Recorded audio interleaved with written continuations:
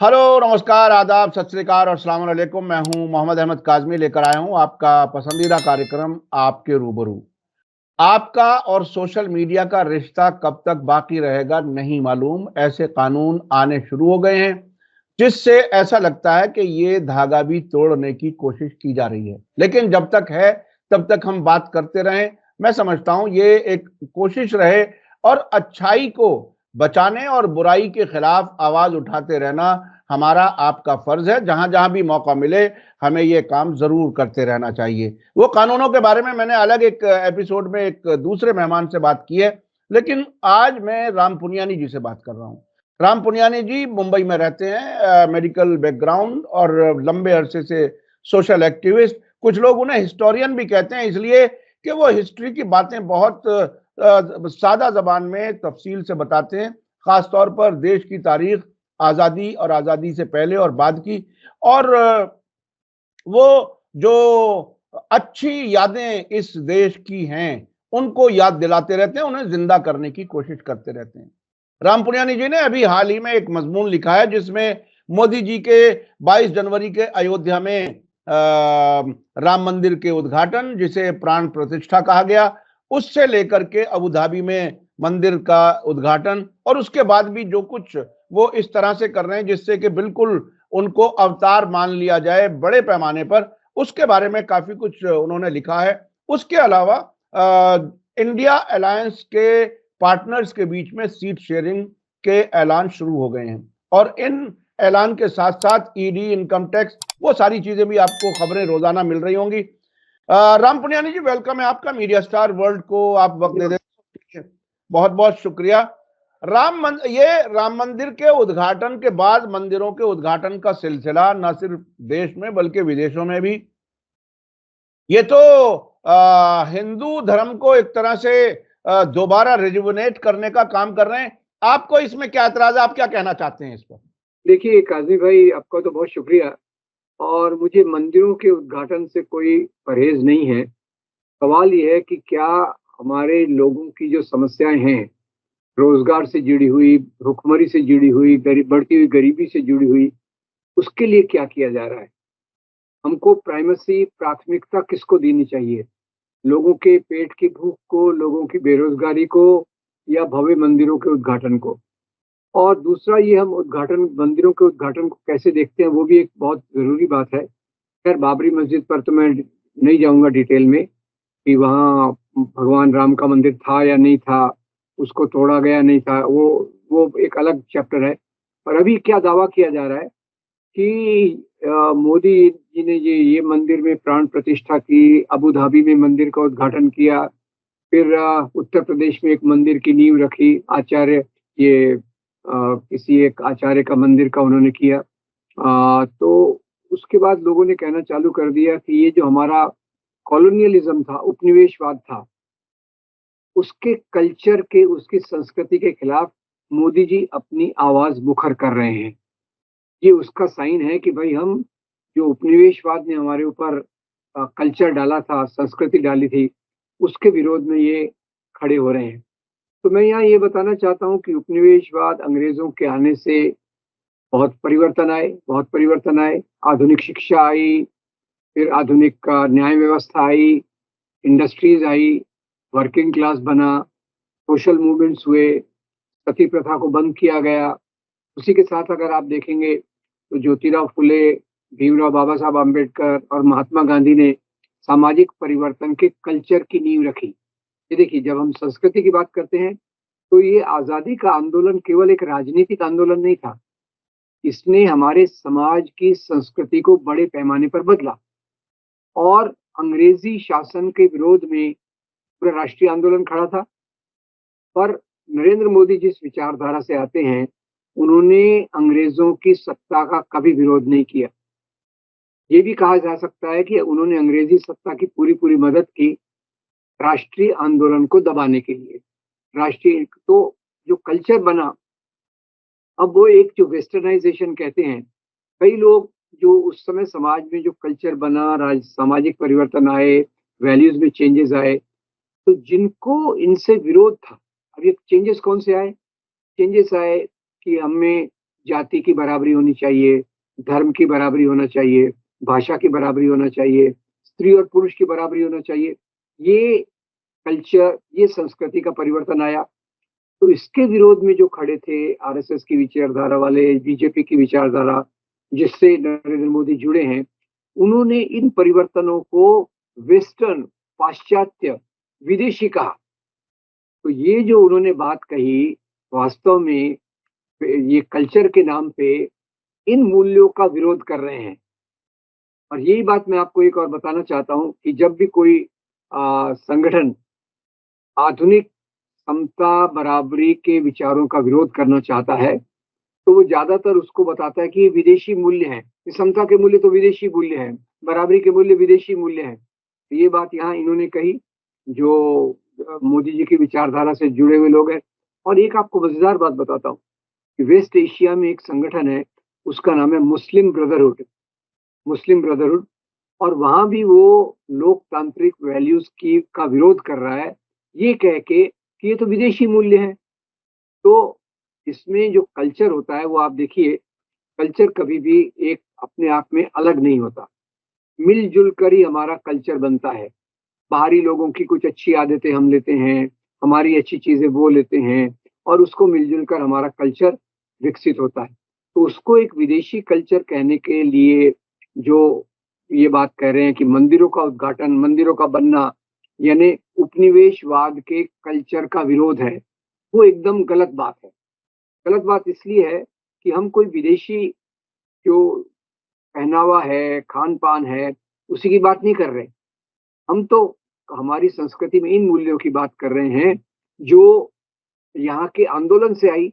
अब आप बताइए, जो जो बराबरी का मूल्य थे, जो हमारे स्वतंत्रता के मूल्य थे, वो क्या बाहरी और अंदर ही होते हैं? वो तो पूरी दुनिया में एक तरीके होते हैं।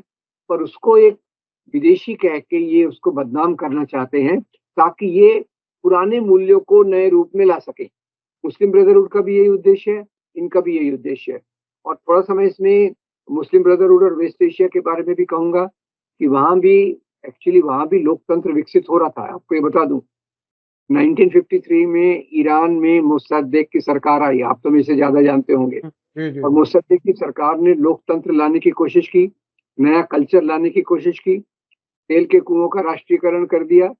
तो अमेरिका ने इनकी सत्ता को गिरा के सीआईए के माध्यम से वहां उन्होंने किया, जिसके कारण बाद में आयतुल्लाह खोमेनी सत्ता पे आए और ईरान के कल्चर को पीछे ढकेल दिया। दूसरा, वहां के वेस्ट एशिया के कल्चर को ढकेला गया अभी अभी, जब अमेरिका ने बहुत सारे मदरसे खोल के पाकिस्तान में जो एक पिछड़े हुए मूल्य हैं, गैर बराबरी के मूल्यों को वहाँ के कल्चर में लाना शुरू कर दिया, जिसमें से तालिबान निकला, अल कायदा निकला। वो कोई इस्लाम के अंदर से नहीं आए हैं, वो आए हैं अमेरिका की नीतियों के कारण, जिस अमेरिका ने इसको प्रोएक्टिवली, सकारात्मक रूप से खुद के तेल के लालच के लिए उसको एक पिछड़े मूल्यों के गर्त में डाल दिया।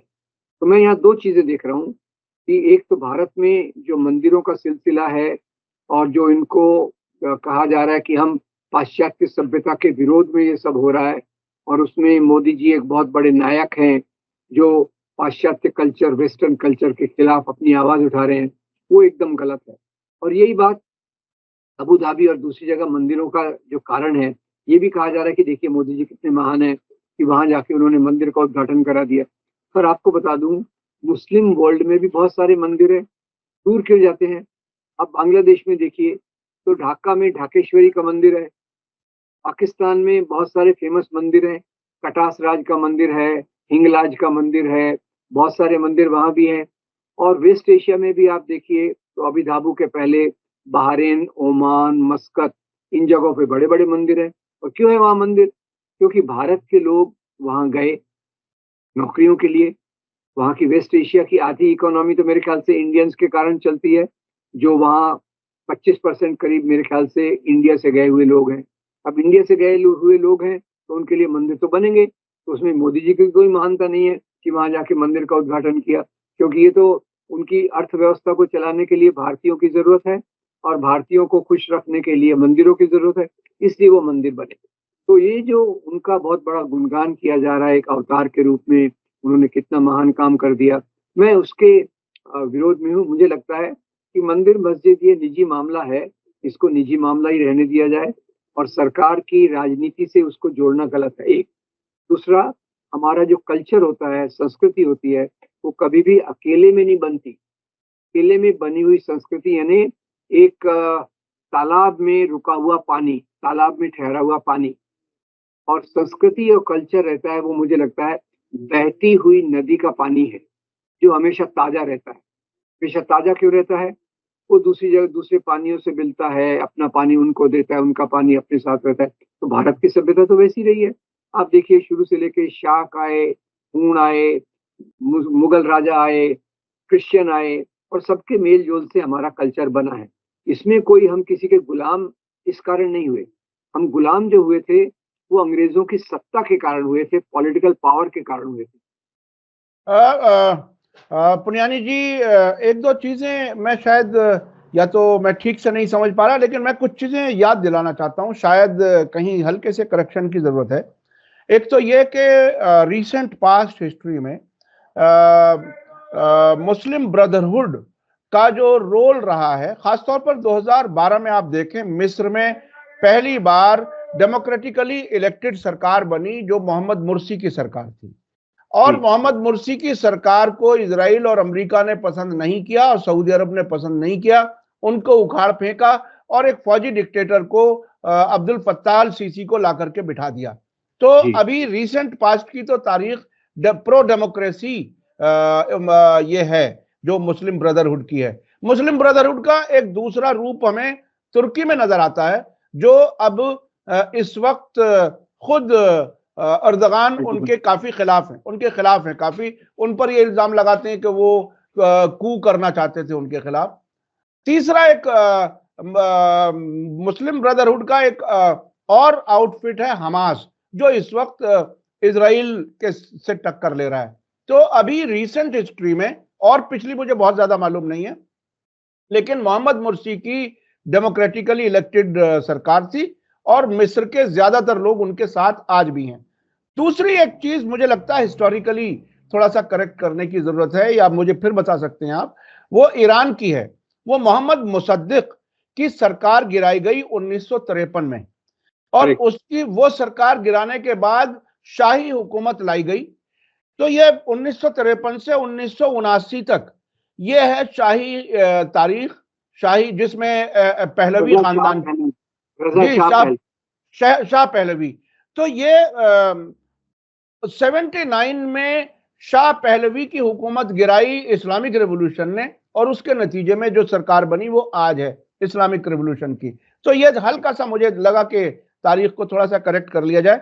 अच्छा, दूसरी बात, अब जो चीजें आपने बताई कि ये मंदिर वहां तो चाहिए ही था, चूंकि बड़ी तादाद रहती है यूएई में हिंदुओं की, और उनको अपने मजहबी मकाम की जरूरत है। तो एक और पहलू है बहुत ही इंटरेस्टिंग, जब से इजराइल से ताल्लुकात उनके हुए हैं 2020 सितंबर से, उसके बाद कई हजार यहूदियों को भी उन्होंने नेशनलिटी दी है, और उनकी एक अलग एक कॉलोनी बनने वाली है, और सिनेगॉग भी बनाया जा रहा है। तो वो एक तरह से सबको एक्सेप्ट करते हुए इस तरह से बढ़ रहे हैं। मैं उस कहानी में और आगे नहीं जाना चाहता, लेकिन अब मैं चलना चाहता हूं कि ये जो अब ताजा पिछले एक हफ्ते में कई ऐसी खबरें आई हैं कि इंडिया अलायंस के पार्टनर्स, खासतौर पर आम आदमी पार्टी और कांग्रेस, उसने कई स्टेट्स में दिल्ली समेत सीट शेयरिंग का ऐलान कर दिया है, और अब वेस्ट बंगाल की तरफ से भी काफी पॉजिटिव आवाजें आ रही हैं कि वो भी ममता बनर्जी भी और अखिलेश यादव की और राहुल गांधी की जो मुलाकात भी हुई है, उसमें न्याय यात्रा में भी वो शामिल हुए, उन्होंने भी सीट शेयरिंग। अब आपको क्या लगता है, चूंकि आप पहली जो यात्रा थी राहुल गांधी की, भारत जोड़ो यात्रा, उसमें आपने बहुत सी उम्मीदें जताई थी, उसके बाद ये इंडिया अलायंस भी बना, कर्नाटक इलेक्शन में हमने पॉजिटिव उसका नतीजा देखा। अब आपको क्या लगता है, अब किस तरफ जा रहा है? देखिए, ये भारत जोड़ो यात्रा के समय मुझे काफी प्रसन्नता इसलिए हुई थी कि देश का माहौल एकदम बदल गया।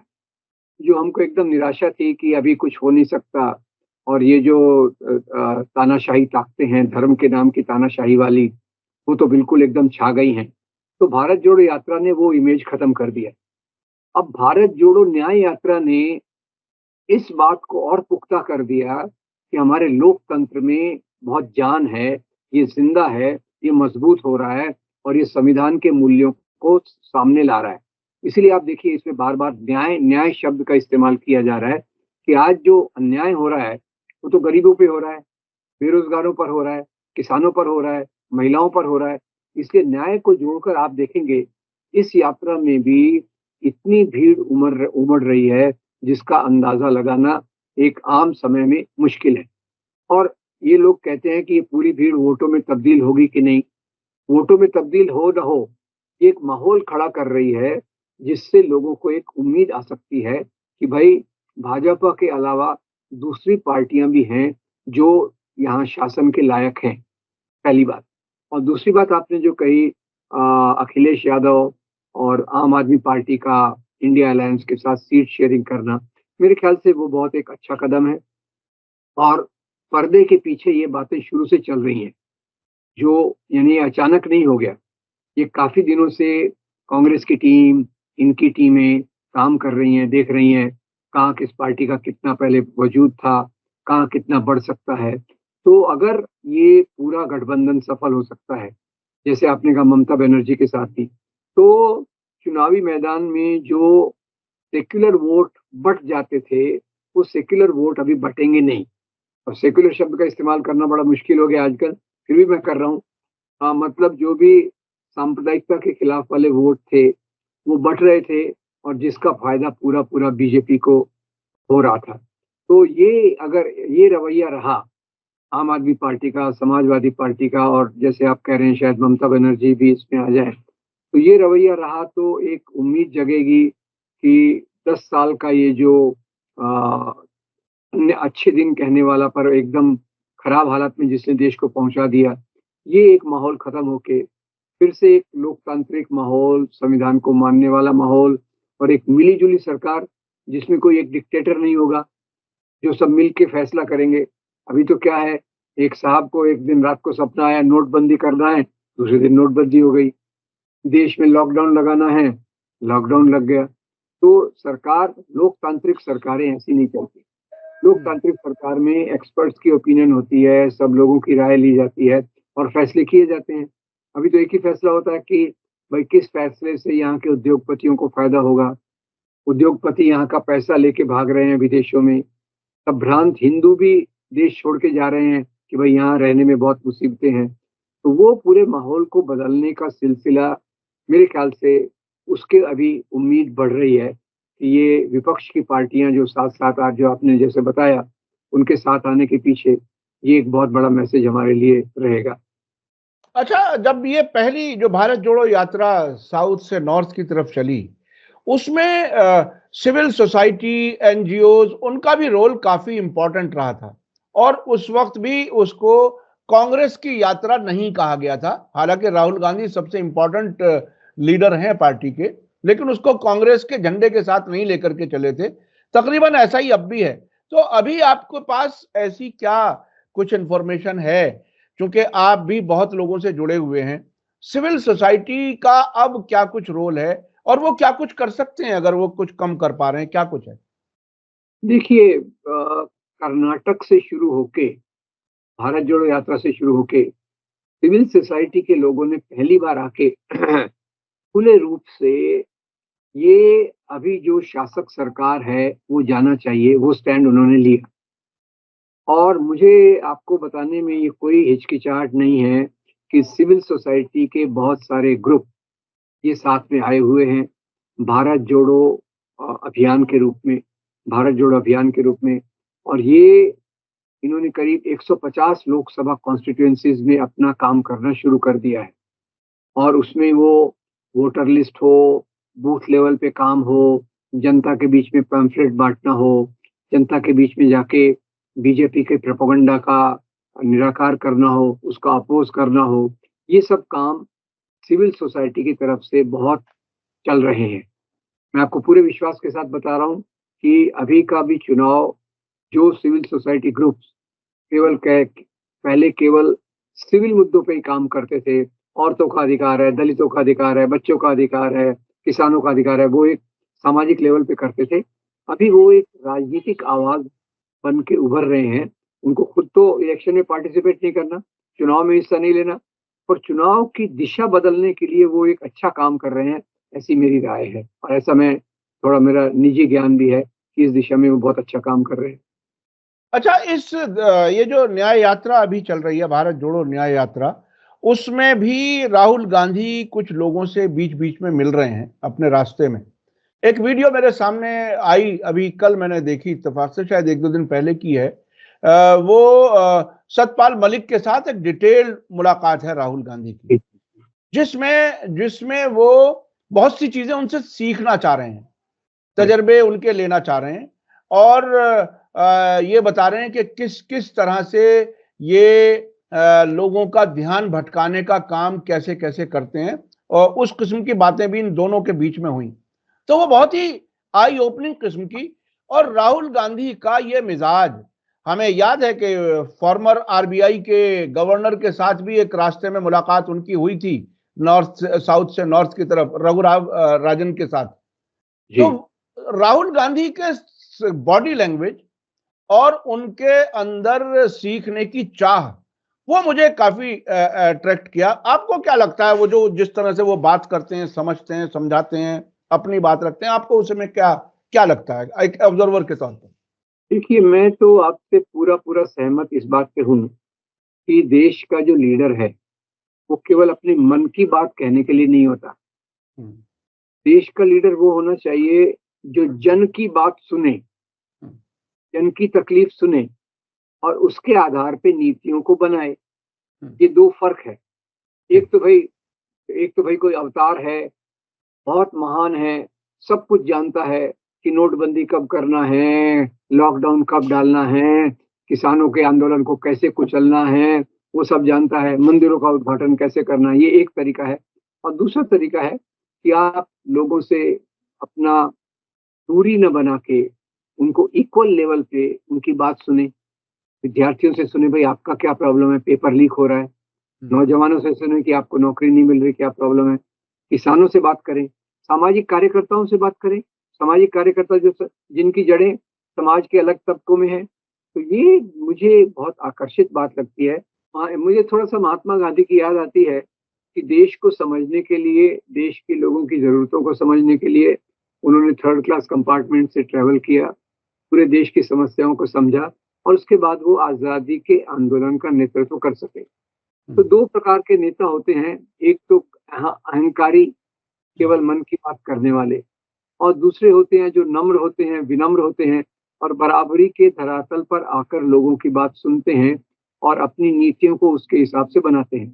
तो मैं राहुल गांधी को इस कैटेगरी में रखता हूँ कि वो लोगों की बातों को सुन रहे हैं और उसके आधार पे अपनी राय को बना रहे हैं। तो जैसे आपको लग रहा है कि ये बहुत अच्छा है, मुझे भी, मैं आपकी बात का पूरा समर्थन करता हूँ कि ये राहुल गांधी की जो आदत है बहुत ही बेहतरीन है और वो इसी प्रकार से नम्र बने रहें, लोगों की बात को सुनते रहें, तो वो अच्छी नीतियों को सामने ला सकते हैं। जी। तो क्या आप भी ये समझते हैं कि जो भी बाहर की ताकतें हैं, जो पूंजीवाद हमारे यहाँ लाना चाहती हैं, क्या वो ट्रांजिशन का काम मोदी जी के जरिए कराया गया, जिसमें अब फिर अगर सरकार बदलती है, अगर मिसाल के तौर पर कांग्रेस या राहुल गांधी या जो भी अलग किस्म की सरकार आती है, जो उस पूंजीवाद के खिलाफ मुसलसल बोल रहे हैं, अडानी के खिलाफ मुसलसल राहुल गांधी बोल रहे हैं, तो क्या आपको लगता है कि उन ताकतों की कोशिश फिर होगी यहां अपना काम पूरा करने के लिए? देखिए, मेरा इसमें एक और भी सोच है। आप जो कह रहे हैं वो तो सही है कि मोदी के थ्रू ये लोग एक कॉरपोरेट वर्ल्ड को मजबूत कर रहे हैं।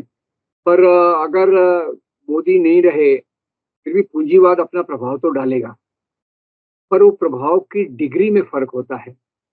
जब मजहब के नाम पे एक प्रकार की डिक्टेटरशिप ले आते हैं, तो अपनी मर्जी से वो फिर कॉरपोरेट वर्ल्ड को मजबूत करते हैं। उसमें गिव एंड टेक भी होता है।